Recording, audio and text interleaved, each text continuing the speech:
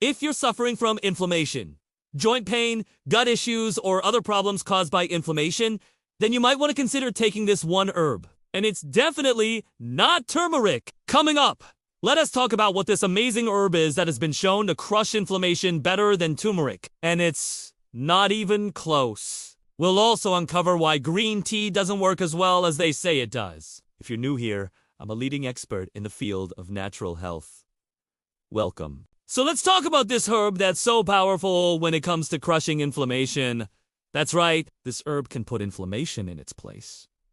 The question is, how do we know that? Because of the clinical studies! There are many clinical studies that show the incredible benefits of this herb. Let's start with the journal Drug and Chemical Toxicology. This study shows that this herb can stop the inflammatory process before it starts. It's called anti-inflammatory. In fact, there was an 80% reduction in inflammation with just this herb alone. And so this is really powerful because you can take this herb as a preventative measure to avoid getting sick in the first place. Now, let's look at another study that was done in the European Journal of Clinical Nutrition. What they did is they took 40 healthy people and they divided them into two groups. One group received 3 grams of this herb 3 times per day. The other group got a placebo. And what they found is that those people that took this herb had a 72-hour reduction in inflammatory markers. So that's very quick.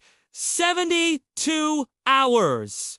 What about the placebo group? They didn't see any changes whatsoever. In addition, this herb is also good for your liver, your heart, your brain, your gut, your joints, and so much more. So let's go back to the beginning. What is this magical herb? It's called Boswellia. Is a natural remedy that comes from the Boswellia tree. It's been used for thousands of years in Ayurvedic medicine. Now, Boswellia is often used for inflammatory conditions like arthritis, but it's good for much more than that. In fact, Boswellia is good for anything that relates to inflammation. Like I mentioned earlier, that could be your liver, your heart, your brain, your gut, your joints, your skin. Boswellia has a very unique compound called boswellic acid. It's this little molecule that gets into the cells and blocks something called 5-light. And this is the enzyme that makes inflammatory hormones like prostaglandins. By blocking this enzyme, Boswellia stops the production of these inflammatory hormones. And that's why it's such a powerful anti-inflammatory. And this is where it gets interesting. Curcumin, which is an extract from turmeric, also blocks this same enzyme. But there's a big difference between Boswellia and curcumin. Boswellia has a bioavailability issue, meaning if you take it, your body absorbs it. It gets into the bloodstream, but it doesn't stay there very long. It gets metabolized by your liver and it turns into a sulfate and and this is where a lot of people get confused. When they look in their urine, they see these two metabolites and they think that they're not being healed.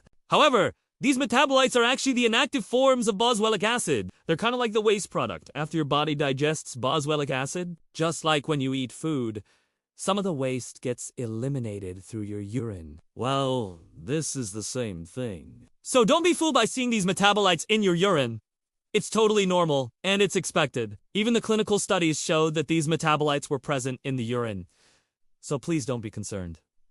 It's working. Turmeric, on the other hand, has a similar bioavailability issue. The active compound curcumin is also metabolized by your liver, and it also turns into inactive metabolites that are eliminated through your urine. This is why you do see a lot of clinical studies on turmeric, because it's not bioavailable. It doesn't stay in your body long enough to produce a therapeutic effect. On top of that, there are so many variables that you have to control for when you're redoing a clinical study, like dosage, extraction method, concentration of curcumin, etc. And that's why it's difficult to find high-quality studies on turmeric. However, we do have some really good human studies on For example, there was a randomized double-blind placebo-controlled trial where they gave Boswellia to people with osteoarthritis, and they found that the Boswellia group had significantly less pain and less disability compared to the placebo group.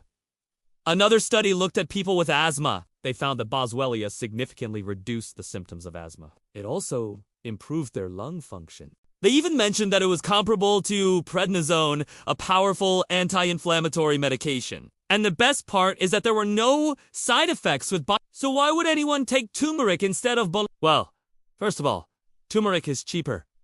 It's easier to get, and it's more widely studied. However, like I mentioned earlier, it is very difficult to find high-quality studies on turmeric due to all the variables that I talked about. Plus, there's no real way to standardize turmeric because it's a rhizome. It grows in the ground. It's kind of like trying to standardize the sun. You can't do it.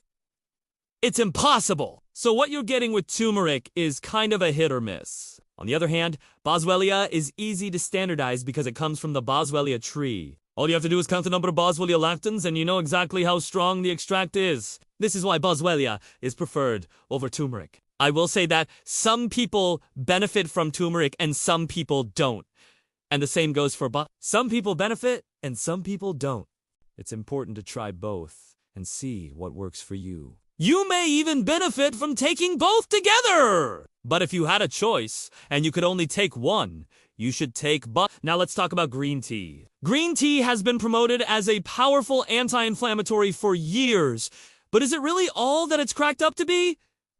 Let's take a look at a few studies. One study looked at 60 overweight men and they divided them into two groups. One group drank 3 cups of green tea per day. The other group was the placebo group. And what they found is that there was no significant difference between the two groups. The green tea group didn't lose any more weight and they didn't have any more fat loss compared to the placebo group. Another study looked at overweight women and it was a randomized controlled trial. They had 2 groups, one group that consumed green tea and another group that was the control group. And once again, they found no significant differences between the 2 groups. In fact, the green tea group only lost 1.5 pounds, which is about half a kilo, while the control group lost 2.5 pounds, which is about a kilo. So, the control group lost more weight than the green tea group. In addition, the green tea group complained of a lot more side effects like headache,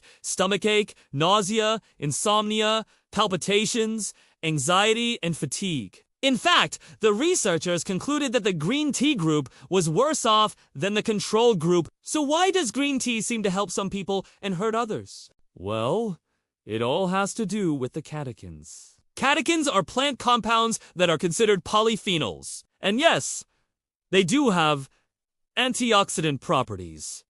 And that's great. Your body always needs antioxidants. But there's a potential downside to consuming too many catechins. Too many catechins can deplete your body of essential nutrients like zinc, iron, magnesium, vitamin B1, and vitamin C. And this can lead to all sorts of health issues like fatigue, weakness, digestive problems, and immune system problems. On top of that, the caffeine in green tea can interfere with sleep, especially if you drink it later in the day. It can also increase cortisol and adrenaline, which can lead to anxiety, stress, and more inflammation. Now, don't get me wrong, I'm not saying that you should never drink green tea. It's just not as healthy as they say it is. You just have to weigh the pros and cons. For most people, the cons outweigh the pros. So if you want a noble tea that's truly anti-inflammatory, I recommend sticking with something like chamomile, peppermint, or hibiscus. As you can see, nature provides us with some amazing remedies. Hopefully this video was helpful. If it was, please hit the like button. This helps the video spread to more people. And if you haven't already, subscribe to my channel. I release new videos every week on a variety of health topics. Thank you so much for watching. Have a blessed day. And as always, breathe easy, move freely, and feel great.